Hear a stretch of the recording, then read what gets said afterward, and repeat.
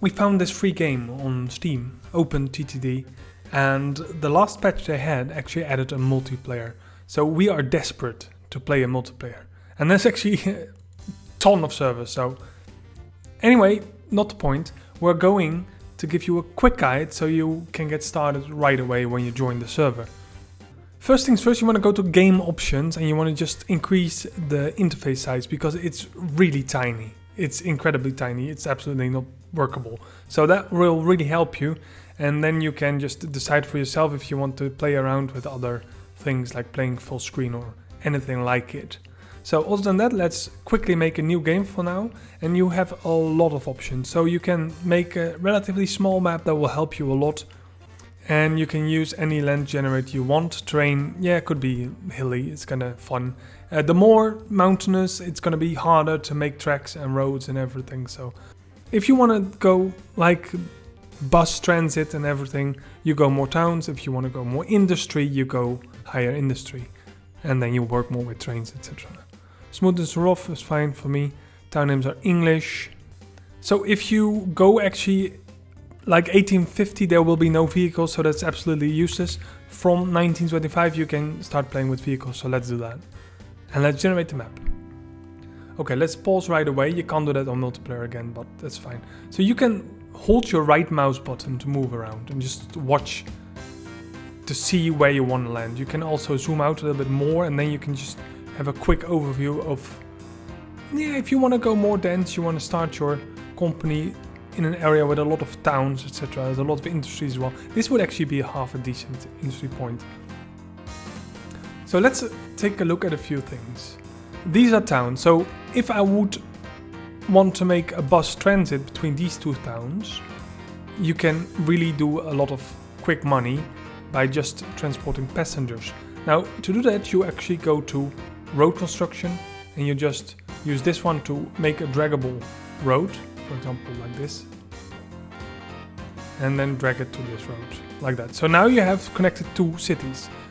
Groningham, however, is really small, so you won't make much money there, but that's fine. So since it's only 1925, we still have to wait for vehicles to exist. Every year, you'll get a salary overview, and then you'll see you actually start 100,000 in debt. So as you can see, you are 100,000 in debt to a loan, and you are paying off 2,000 on loan interest, which is a massive drain on your money every year. Of course, if you speed the game up real fast, you'll get a lot more income, of course, but also you also have to pay off a lot more interest. So you don't want to speed it up too much. You want to just take your time building your infrastructure. So let's repay a little bit of our loan. So there's going to be less interest next time. So there might not be land vehicles yet, but what we do have is trains, of course. Trains were there already back then. Now, if you want to start more industry, you have to look at the industry buildings on the map. For example, this one is creating iron ore. If you press display chain, you'll see this goes to a steel mill. This one produces grain and livestock, so that's two things. And this one produces wood. So far we have nothing that can transport to each other, which is not too good. Here we have something that takes livestock, grain and steel. That's absolutely awesome because we have a lot here. So if we would make a train track, you'll see we cover both the livestock and the iron ore. This can help us a lot. So let's make a number of tracks, 2, and we'll make the platform length 5. It's going to be a little bit more expensive already. Let's build it here. So now we have our first train track and that's actually costing a decent amount of money, but that's fine. So let's build the depot right here. You can just use smart tracks, which are not that smart, but there you go. I usually use this one because it just orientates whatever corner you want. Of course, the other track you kind of want to pull all the way to your steel mill. There we go. And the steel mill is right there. Of course, we only want a single track. There we go. 1,000, so it's not too bad. So let's pause for a bit. So we have a station here who has coverage for a place for grain and livestock, and we have coverage for iron ore. Again, let's look at the steel mill, livestock, grain and steel. So for now, let's focus on the livestock. We have a little depot here, but we have no way that the train can actually go towards that track. So let's fix that first. So let's click on our depot. Here we see an option, clone train or new vehicle. You also have extra, you can sell whole train, of course, because a train is always a locomotive with anything else. Let's pause the game real fast. And if we open the new vehicles, we'll see we have a steam tank, which is of course the thing that pulls the train, and we have a lot of other stuff. So considering we have both grain and livestock, let's first buy a steam tank, of course, and then we'll also buy a livestock, and we'll buy a grain hopper. And we maybe want to just double up on that. Now that's really expensive. That's already half of our bankroll is just gone. So this one needs to be making a lot of money for us. Let's click on the vehicle. As you can see, it's here. It's stopped in the depot. Now you have a little button here, show trains orders. And it's actually really easy. Click on this track and we'll depot in this track. And you close this screen and you just press play. And here comes your train. There it goes. Now let's keep track on it. What it's gonna do. We have a little manifest here.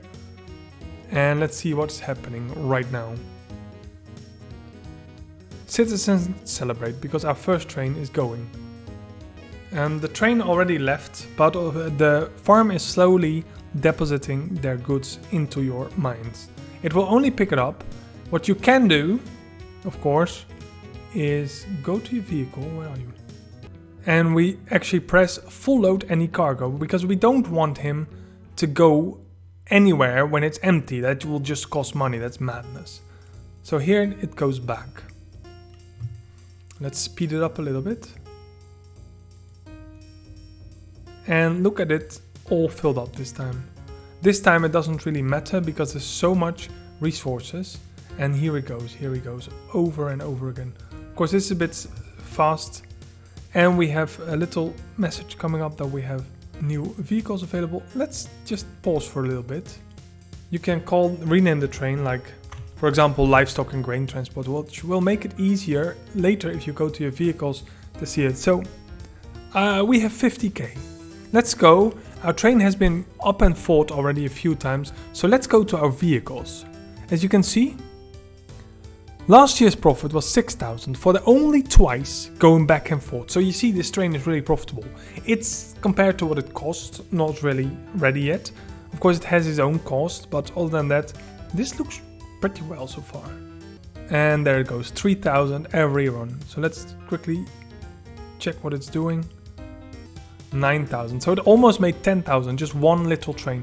So what we kind of want to do, we can see these guys are actually filling up faster than we can sell. So we kind of can increase the train. The problem is we don't know. If we make it too heavy, it might break down more, as you can see. So you can just send it to the train depot. So I'm going to send it to the train depot real fast. Several reasons.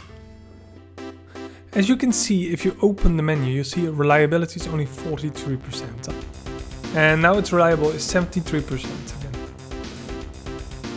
The train is waiting and we know why. So what we kind of want to do is want to go to our depot and we want to click on the train. And we go to new vehicles and we're just going to increase the train's length a little bit. Now that's actually pretty much, but I'll trust it will do just fine. As you can see, we now increased the train's length a lot. Let's check the details from this menu. And let's see how much profit it will make this time. 9,000. 14,000. I'm going to repay a bit more of my loan. I only have 8,000 left, which is not much, but I trust my train will do just fine. Of course, I speed this down incredible. And there's our bus. Okay, this is great. So the bus is available, which is absolutely perfect. I'll wait one more time and I'll repay my last loan. I completely repaid my loan in 6 years' time, which is not bad. Okay, let's slow the game down a lot because it's time. I kind of don't have money, but that's good. I have no loans either. This one will make sure I'll get money all the time. I'm still speed up, sorry. Okay, since we have buses now, you'll see that these items will open up. The train will just do its thing and it will be absolutely fabulous. So let's make some city transit, which is absolutely fine. As you can see, a bus station will have a certain coverage. So you want to optimize the coverage of your bus station, of course. I can't see everything. I don't know if I can build here behind this tree, but it's fine. Okay, I'll build the bus station here. Let's put this one here and let's make a depot. And the best place for a depot is halfway, so it can always, when it breaks down, really go on maintenance real fast. So let's put it there.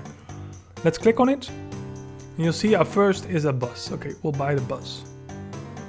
Ooh, my money is almost gone. Simply click on Grunningbury and Grunning Head and start the bus. There we go. Bus is going. Just going to send passengers from A to B. Absolutely perfect. So, if you would play multiplayer, you always have to make a company first. Now, I'm called Grunning Head Transport. When you play multiplayer, you'll start as spectator, so you always have to go to the company screen and start your own company. I feel like I have a little bit too many things going on. I will build my HQ here. Put a little road around it. Absolutely fabulous. It will grow eventually. So this is basically how the game works at its very core.